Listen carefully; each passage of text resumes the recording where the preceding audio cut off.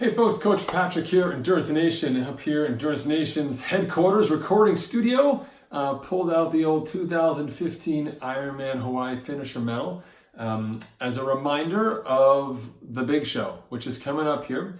And my goal today is to talk to you a little bit about the swim specifically. This is part of the Road to Kona series here inside Endurance Nation. It will be my 10th time competing at the World Championships, which is definitely hard to believe. Lots of good luck in the mix there. Lots of hard work, lots of support, lots of learning, and I'm hoping that I can pass some of these lessons on to you. So this will be a 4-part series on Kona, specific to each discipline. So we'll go swim, bike, and run. And then I'll also talk a little bit about the mental side in terms of being ready for the race itself. Kona is a unique undertaking for many different reasons. And one of the biggest is the need for additional or exceptional, I probably should say, mental acuity, mental focus, mental toughness. So that will be the 4th and final episode. Today we're going to start with numero uno, the first discipline, the swim. I'm going to break it down a little bit for you from the logistics of the course. Then we're going to talk about preparing for it. And then finally we're talking about executing on the day. All right, so the course itself is a single loop swim. Everybody knows this. Used to be a mass start. They've broken it down this year in 2019. There'll be actual wave starts for the swim, and the hope being to sort of break out some of the bike packs and things that build up on the Queen K. And so it's a single loop swim. And honestly, the hardest part of the swim is getting into the water on time because it's such a tight bottleneck. So get your stuff done in the morning, get over to the swim area, get in the water, warm up before Mike Riley starts yelling at you. Single loop swim, it is clockwise. It's a little bit shorter on the way out by a couple hundred yards because of where the swim start line is. You're basically going to swim out, and it's a diagonal swim away from the shore to the turn buoys, 2 decent turns, and then you swim back in. And the unique element about the course itself, aside from being ocean open water, obviously no wetsuit allowed unless you are in the older categories where you can choose to use a wetsuit but not be eligible for awards just because some of the athletes spend so much time in the water and even they in the tropical waters do get cold. And so for the most of us, it's non-wetsuit. You are in your skin suit. And basically, your job is to try and make it through this swim. Now, obviously, ocean swim, salt water makes you a little more buoyant than normal, but it's nowhere near as buoyant as being in a wetsuit. And it's a fundamentally different undertaking to be ready for the swim itself. So, some other nuances before I get to the training side of things, just to kind of clue you in. First and foremost is the way that the course is positioned diagonally outbound. So, if we were looking at a clock face, you're basically, as I'm looking at the clock face, I'm basically looking at about 10 o'clock on the dial. I'm swimming out to 10 o'clock, over, and then back in, heading, from 10 o'clock back down to, say, 4 o'clock on the dial. And what's unique about that is the swells in the water are coming from 12 o'clock.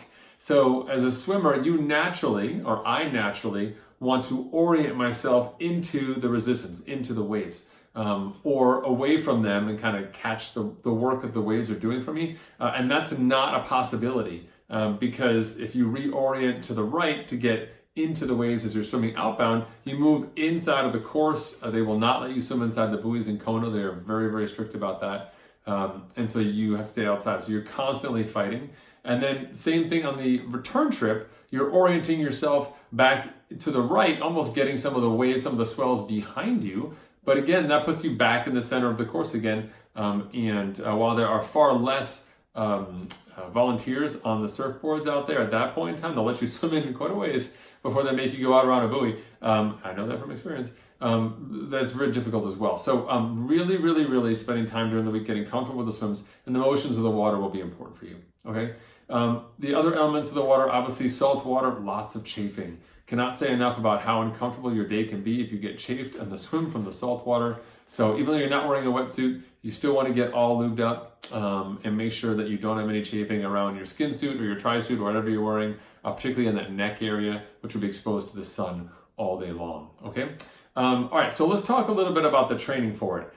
In terms of training for the Kona swim, it's obviously a lot of open water, non-wetsuit. It's very hard for most people to find open water, non-wetsuit water temperature that's conducive enough to training in consistently.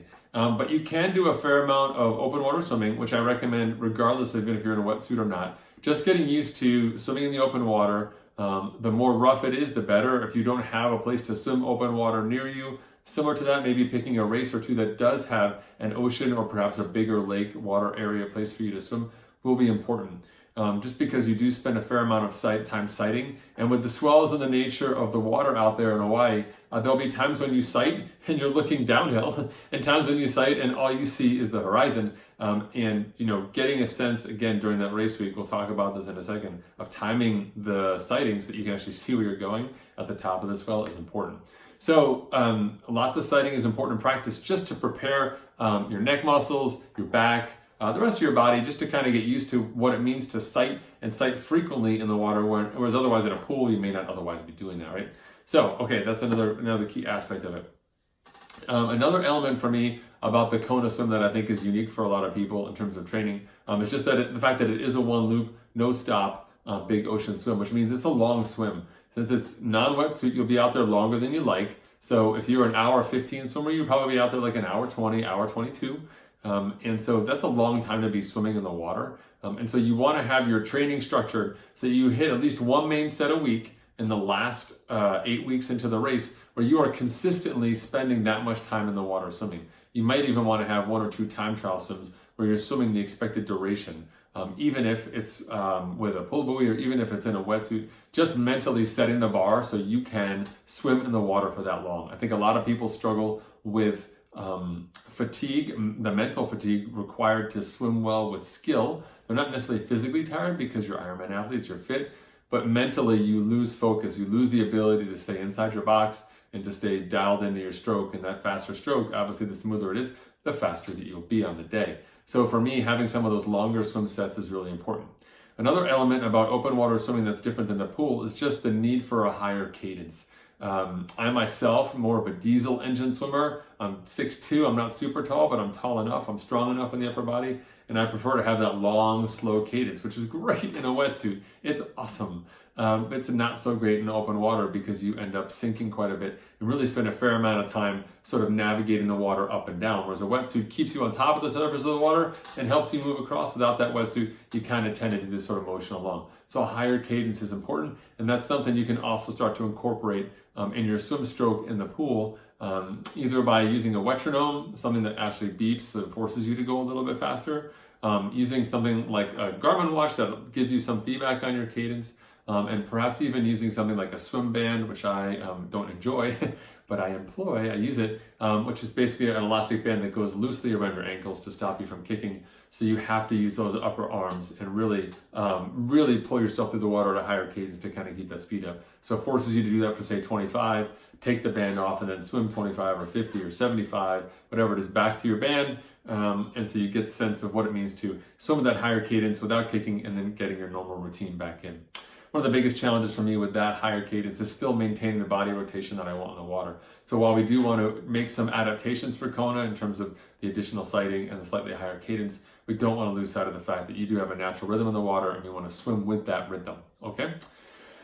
Okay, so that's a little bit about the training side of things. Now, what does it mean to be on the ground on race week? So the water is open to swim in all week, except for when they bring in a couple of cruise ships. And they're pretty good about keeping the swimmers off to the side. But you can swim anytime. Bag check is in the morning between, I want to say, 7 and 9. There'll be people down there who will take your bag and return it to you, write your number on your hand so you can swim.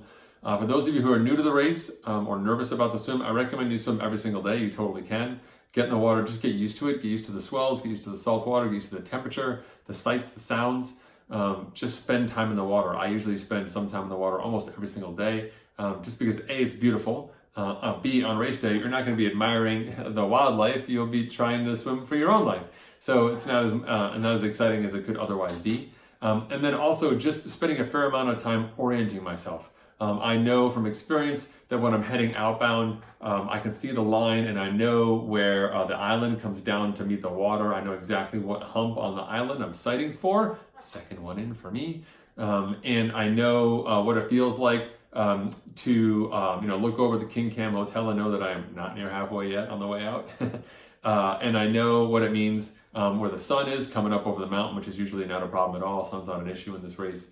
And I get a sense of the swells and how they're working. And if you swim several times during the week, you get a variety of conditions, even if the same time of day. You'll have high swells, you'll have high tide, low tide, you'll have a sense of sort of different chop out there, and just get more comfortable in the water when you're not swimming intentionally. And generally how I handle most of the swims during race week is I spend my time going out, warming up, finding my stroke, getting into a good rhythm, finding speed without working too hard. And then on the return trip, I try and pick up the pace a little bit, swim with a little bit more intent, try and see if I can apply some power to the rhythm that I've established on the way out. There's a coffee boat out there, another great reason to go out, and you can swim and explore. I don't really recommend swimming the full course too close to the race. I think the last day that I would swim the full course might be Tuesday or Wednesday of race week. Wednesday's pushing it. They do have the Hoala swim, which is the practice swim, the Saturday before, 7 days before.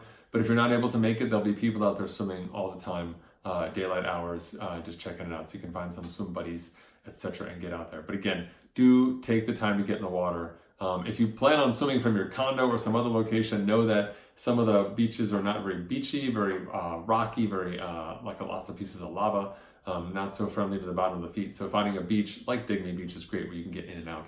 They'll often do giveaways and cool stuff around Digme Beach anyway, so it's a good place to be in the morning.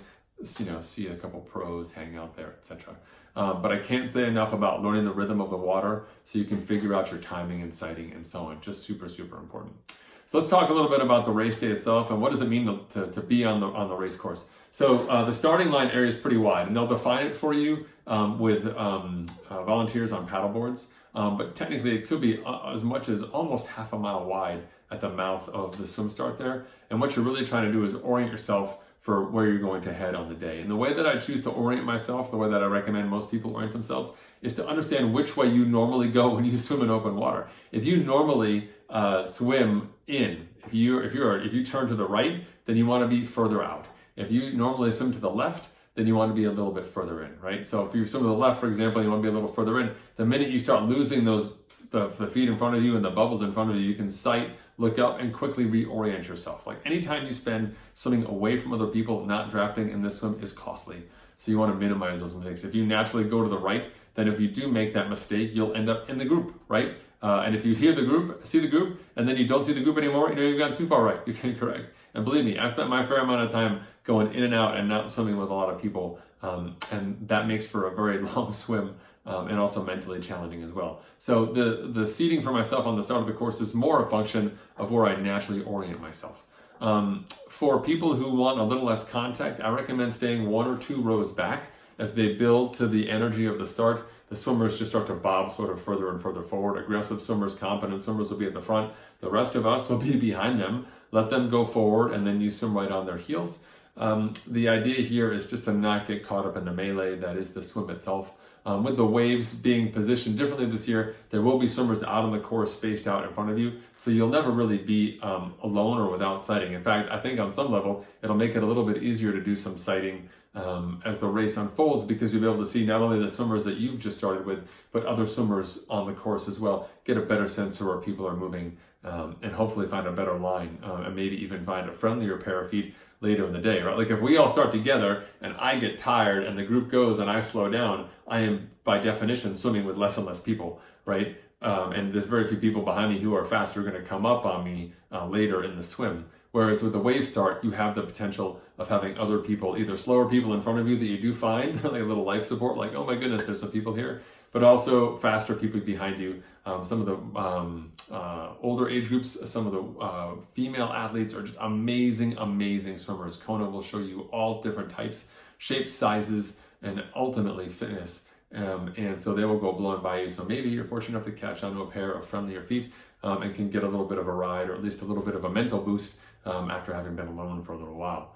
The course itself, in terms of how it plays out, very hard, very fast first 500. Everyone's swimming hard before they settle in, and you almost have to as well, just by virtue of staying in the group. And again, as I mentioned earlier, staying in the group is critical. The more you swim by yourself, it's nice, but if no one is breaking a current for you or setting a tempo for you, or giving you a wake to ride in, you're doing more work, and it's a significantly greater amount of work, much more so than you'd feel in a lake or anywhere else, right? So it's a fast 500, so you want to be a little warmed up in the water. The way that I warm up in the water, I do a little bit of swimming back and forth, and as I head up to the line, I do quite a bit of, I just kind of hold my arms, I bob up and down, I breathe when I'm up, I exhale, inhale, pop, hold my breath, go under, come up. As soon as I pop up, exhale, inhale. You can just do that all day long. And I'll do some vertical kicking with my feet, just like this, to kind of keep my lower body warmed up, and so on until the gun goes off. 500 fast, usually to the first, sometimes even the second buoy. And then you kind of settle into your stroke and settle into your rhythm, and there you go. The goal here is not necessarily to be chasing anyone or finding any additional speed, but just finding a group of people that you can swim with. And swimming without a wetsuit with contact is really a new experience for a lot of people. You do get pushed around a lot. If somebody pushes you down, you go down. You don't have a wetsuit on. And that can be really disconcerting for people. So finding that balance between comfort and the group is really important in finding that distance. In many ways, it's really helpful for you to swim, kind of just off the hip of someone. So not on their feet, because you can easily lose those feet, but just kind of off the hip. Not that the point where my hand is hitting someone else's hand, but just back of that. So their feet are kind of just over here to the side of my face. I can still breathe and I'm okay. I'm not in danger of getting kicked. I'm not going to hit their hands. I'm not hitting their feet. My hands are going in like almost right next to their knee, right next to their hip, right? That's a great place to be. Safe place to be. You're not going to bug the heck out of those people as well. So the swim is really unique. I mentioned earlier, it's shorter on the way out, longer on the way back, but it's longer on the way back as well, because of the water pulling away from the cove does in effect create sort of an offshore pull, which can slow you down. And so if you hit the turnaround point, let's say you hit the turnaround point at 50 minutes, like a 140 swim, woohoo! No, it'll probably be closer to like 143 to 145, because that last section just takes a little bit more. So understanding that the return trip, when you're a little more lonely, far more important to stay in the group. Even if you can see the king cam and you know this is the straightest line and that is the way that you want to go, and everyone else is swimming that way for no apparent reason, heading to Hawaii, like in the water without their bicycles, you still want to go that way with the group. You want to be with other people. It's easier swimming. It will keep you more engaged. The less you swim with other people, the harder that is. And so that second turn, so you go all the way out, take the first turn to the boats, breathe the diesel, oh, delicious. Take that second turn and you start coming back in again. That's really important that you find your group. People turn in a variety of different directions. So some people a 90-degree turn is like a 180-degree turn. Some people it is 90, some people it's 45. You want to find when the majority of people turn this year and follow those feet out there on the swim course. As you do get tired, really working on your form, working on your rotation, keeping that cadence up, keeping the turnover going will be really important for you. Especially in the last 4 to 5 minutes. You can hear the people on the pier, you can hear the music, you know that you're there. That's not the time to ease up. That's when the water starts pulling away, the swells are giving and taking at the same effort level, and as such you can really feel like you're making progress and then get pulled back, and it's sort of like 2 steps forward, 1 step back. So you really want to work with those swells, really keep that pace going so you can just get in and get out of the water as quickly as you can. When you do get out of the water, take a minute on the beach to orient yourself. You're going to be swimming for a long, long time. You've probably consumed a fair amount of salt water. So orient yourself before you run up the mat. They take your picture right at the top, so don't be picking your nose. And they have hoses hanging down for fresh water. A lot of people run through those hoses just to get the transition and go out. In Kona, the majority of the items that you'll be racing with are on your bike. Your shoes are on your bike, your helmet's on your bike, your sunglasses on your bike. The only thing that you have in your transition bag might be some food. I usually have like a pouch with some food. So it's the smallest T1 bag ever. And so I don't even really need to spend time in there. I'm not changing my clothes like I will be changing socks, etc. in T2. And so I'm really fast at that transition. So take 10 seconds, catch your breath, just get soaking wet from those hoses, wash some of that salt off of you. As crazy as it sounds, that salt will dry on you and will become like little pieces of sandpaper later in the day. And you don't notice it now, but later on, you will absolutely notice it and you'll wonder what's going on. So take a moment to do that before you head out. And then congratulations, you survived the swim. So there's lots of different things you can think about when you're in the swim. For me, I really focus on my breathing and understand the difference between 4 count, 3 count, 2 count breathing. 2 count breathing is typically my race pace. But there's times as a sort of intermediate level swimmer, I typically swim between 106 and 110 in Kona. that I'm swimming fast, I feel great, I'm 2 counting it, and other times where the breath gets away from me, I'm not in a good rhythm, I need to slow myself down and regain my stroke. That might be a 3 count or sometimes even 4 count swimming. You'll want your goggles to be either over or under your cap, whatever you're used to.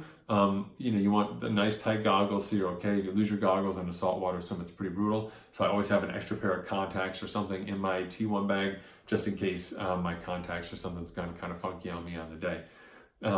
Overall, it's a pretty aggressive swim, but everyone there is the same people who will help you on the bike and run course. So just shake it off. Don't get too personal, too caught up in the pushing and shoving. It's just the natural piece of people being anxious and wanting to start that race. And ultimately, don't worry at all what it says on the clock when you leave. I think a lot of people get anxious about the time. They'll hit transition. Even if you swim 1:10, done it, and you hit transition, it's going to feel like a ghost town, like nobody's there. That's because you're competing against the fittest in the world, and they're out there riding their bikes, etc. Look, you've got 138 miles to figure out how you're going to catch all those people. You don't have to do it right now. If you're not a great swimmer, then swim your swim and enjoy the rest of your day.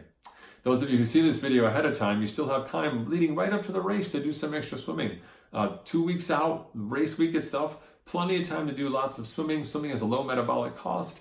Low impact cost, of course, and swimming being a skill sport brings or gives you a lot of value from frequency, especially heading into race week in terms of technique and form. So don't lose it. As you're dropping the bike and dropping the run volume and consolidating yourself, fill that extra time, your normal schedule of training with swimming, so you'll be better on race day. I look forward to seeing you guys out there for Kona. You can high five me, give me a 10 high five, bam, for my 10th race on the Big Island. I look forward to hearing about your story, your road to Kona. Please tell us about it in the show comments, etc. This is obviously a video and a podcast as well. So you can check us out on YouTube, or if you're on YouTube already, head over and subscribe to our podcast at endurancestation.us/podcasts with an S. You can find us on Facebook at facebook.com/EnduranceStation, where you can connect with the team. You can ask us questions, find our free resources, and learn much more about how we can help you become a better endurance athlete. Whether you're a triathlete like all these crazy people I'm talking to today, or you're into mountain biking or gravel racing or ultra running, if you do it, we've got it. We can help you out. Thanks for tuning in. This is Coach Patrick from Endurance Nation signing off. I'll be back in my next Kona installment when I break down the bike. See you guys.